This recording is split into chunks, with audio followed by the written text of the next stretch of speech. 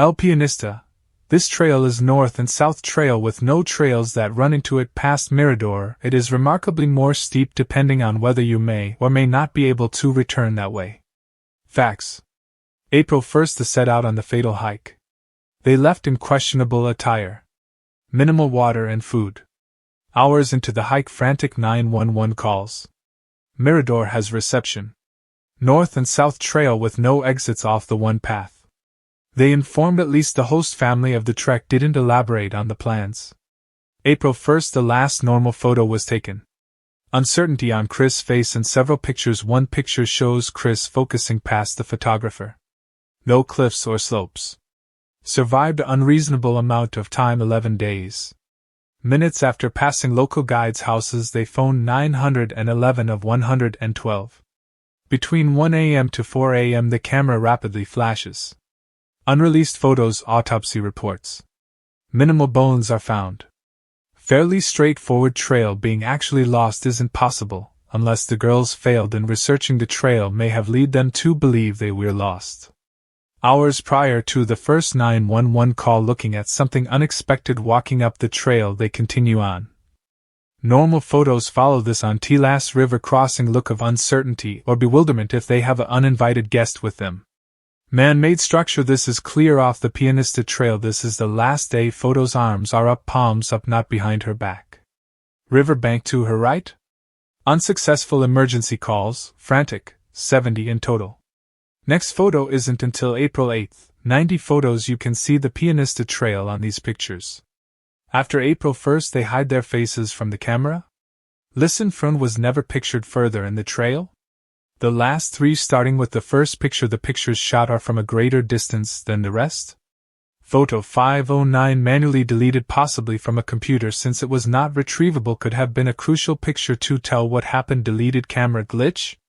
All investigators agreed on one thing: they could not lose their way on this trail.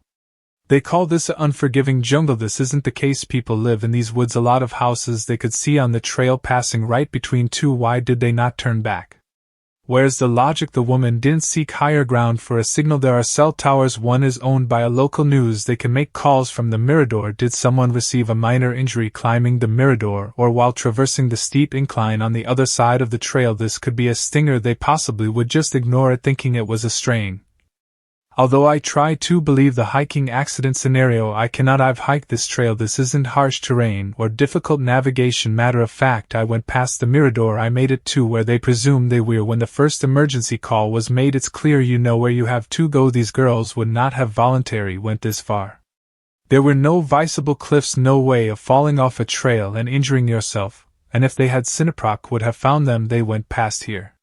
This point of the trail isn't in normal jungle conditions, more like forest region.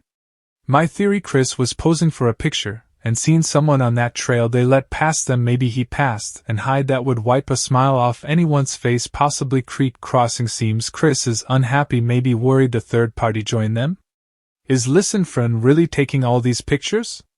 90 photos in the dark from 1 a.m. to 4 a.m. What could have happened to cause this very excessive amount of pictures? Are they in a makeshift camp on the riverbed, and started firing pictures to see if an animal is near? Cougars, jaguars, sloth bears inhabit the region. However, those pictures told a different story. It wasn't an animal, it was a man. Picture with camera held sideways shows a figure on a bank walking away from one of the girls who is standing up. This isn't them looking up or down from a ravine.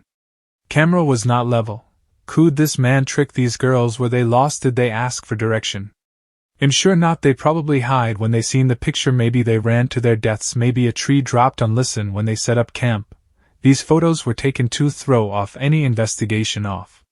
Nothing being stolen could lend to a sex crime. However, any killer knows they take a stolen phone, they would be caught. There is no evidence of any fall or any animal attack. No disheveled area. Animal attacks often leave blood and hair at the scene of the attack. Every time I look at the last daylight photo, my stomach gets upset. There is something very odd happening here. Either girls could last 11 days, maybe 4 to 7, but I think 3 days. So who operated the cameras? After they're lost, they stopped using their phones as cameras. Why the change? Because a perpetrator couldn't access their PIN and the camera did not require one. I can't say exactly how the scenario was, but whoever these girls meet on that trail was more than likely the perpetrator. Panama, even Boquete isn't worth visiting for white people. They hate gringos. You go alone, you will have issues. This I truly believe. Prosperous was given as explanation of bone bleaching. This is volcanic soil. Phosphorus would not be present. The weirdest part, foot and listen boot, and the land near the bone recovery had globs of flesh well above the bank. No predation marks on any of the bones, and no marks consistent with being drugged down the river.